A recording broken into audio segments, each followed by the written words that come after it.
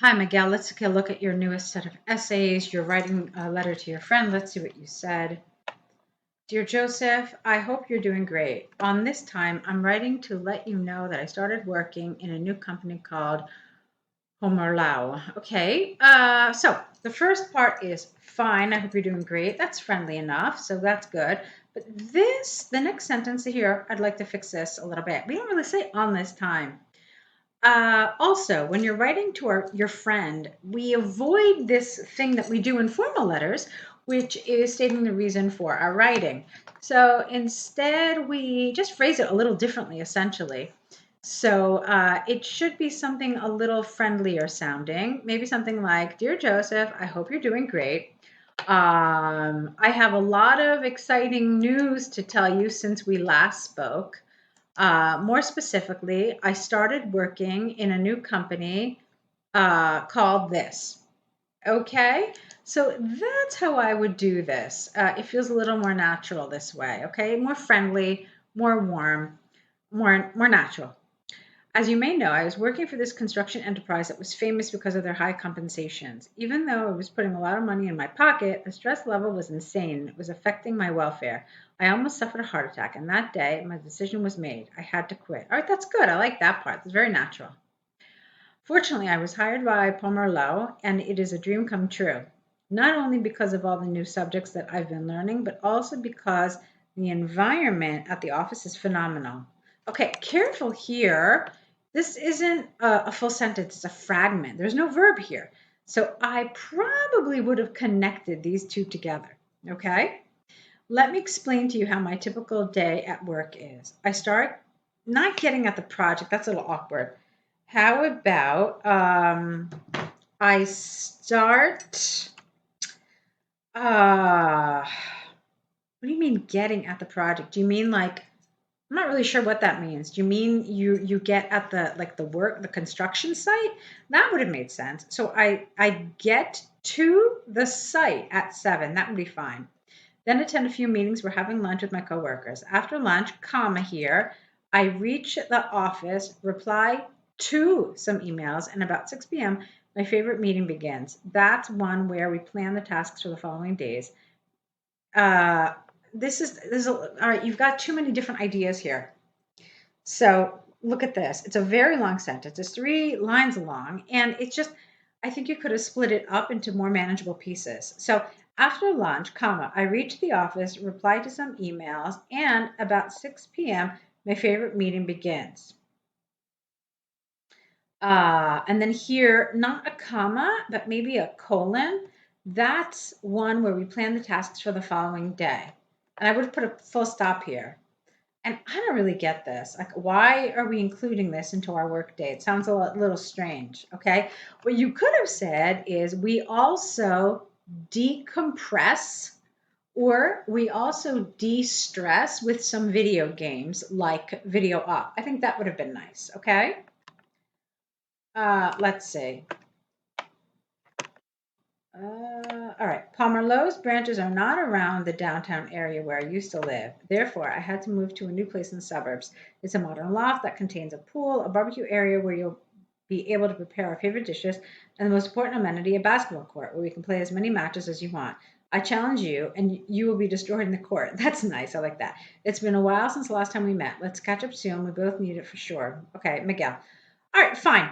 I like this last part. I thought it was nice and natural. It was good. So no problems there. Just the other little bits that I mentioned. I think this is an improvement on the previous letter you sent.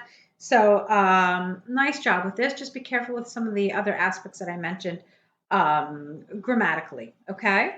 And lexically, there were just some awkward bits there.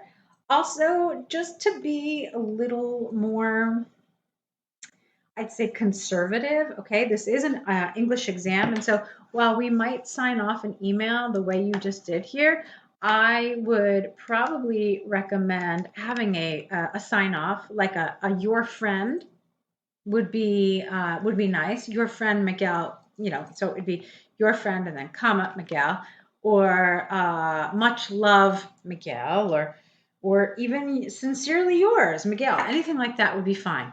Okay, but just keep in mind that since this is an English language exam, you do want to be kind of conservative and do those things.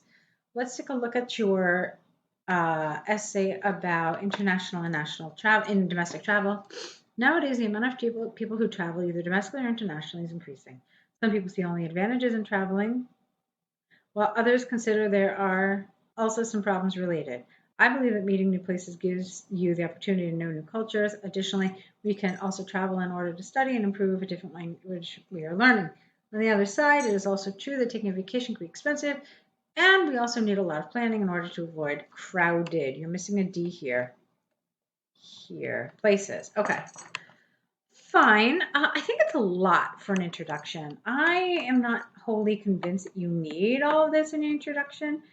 Um, Maybe you could have taken all of this and just really shortened it. It's not really helping you in going into so much detail in your introduction. So maybe you could have cut that out and just said something more along the lines like, um, while there are advantages like getting to know new cultures, there are some downsides, including the planning required. Full stop. All right, and that's it. Just condense it a little bit. The reason I say that is because it's really far more important for you to develop your body paragraphs. And that's really where you're going to potentially improve your task achievement score, not so much with your introduction. Okay. You want to rephrase the topic, you want to introduce what it is, you want to express your position, and then you want to be done with it. All right. So don't waste too much time on this. Let's look at your body paragraphs. When we choose a destination for our vacations, we usually think about a place we already know and really enjoy. Also, we can make it an opportunity, get rid of that as. We can make it an opportunity to meet new cities or countries. This is a clear advantage of traveling, as we get to have direct contact with different cultures by trying new food, listening to their music, or knowing their history. In addition, if we travel for studying purposes, we also have the chance to practice a second language and merge into this new culture traditions. Well, not merge. I think the word you want here is immerse. But if you want immerse, it has to be immerse ourselves into these, ESE, new cultural, you need an adjective, traditions. Okay. Students who take a semester or a year of school abroad tend to become, you don't need a comma there, tend to become more independent and take more advantage of their academic time, getting better grades by the end of the year. Okay. How are these related? I don't understand this. So to me, it seems like you've got some nice ideas, but I don't really see them being very closely linked. And so I'd like you to work on that a little bit. You see, we have a chance to practice second language, immerse ourselves in this culture. So are you telling me this thing about the students as a new idea? Are you using it as like further explanation to what you already wrote? So that's what's missing for me. I don't understand the connection. And so you have to make it clearer. You need some sort of a linker, something to make the order of your ideas and the progression of your ideas clear. So what that does is that affects your coherence and cohesion. Okay, so unfortunately, traveling these days can be expensive, and the more comfort you look for, the more you need to pay. In many places, you will find fancy hotels with high costs or more economic locations with poor service and bad accommodations. So a balance between comfort and an adjustable budget is hard to find. I don't know what you mean by adjustable. It's a strange word here. Doesn't really feel like it quite fits here. Another disadvantage is that you need a lot of planning to better enjoy your vacation. First, you need to notify in advance if you work for a company. Then, checking your availability according to the days and season is very important. For example, if you want to visit a very touristic place, you have the risk of finding very crowded, you keep forgetting the D here, places or high prices because of the season.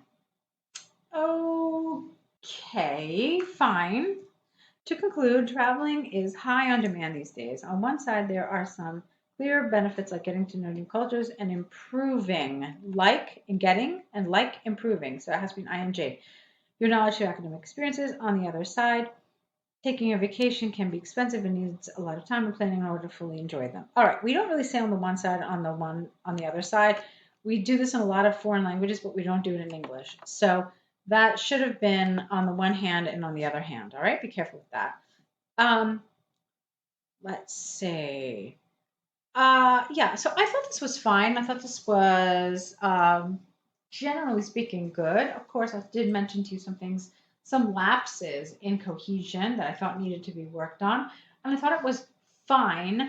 Um, as far as ideas go, I probably would have looked at the idea of travel a little more. I wouldn't have looked at it so much as like the practical concerns, but like the concept of travel itself. I would have looked at that. Like maybe think about it like in terms of environment, in terms of like what happens to the actual residents who live in kind of touristic places. So I would have looked at those issues and see why travel is problematic. You know, there's a lot of talk about offsetting your carbon footprint and everything. So a lot of people are concerned about the environmental impact of travel. So those are some of the areas I probably would have talked about. But again, no, these are just some of my ideas. It's just an idea to give you, you know, some thoughts about how you can deal with an essay like this. Overall, I thought it was a good set. Okay, some things to work on, but you're on the right track. So keep at it, and let's meet back here with your new set of essays. I know exam day is coming up, so get these back to me, and we'll get moving with your next set of essays.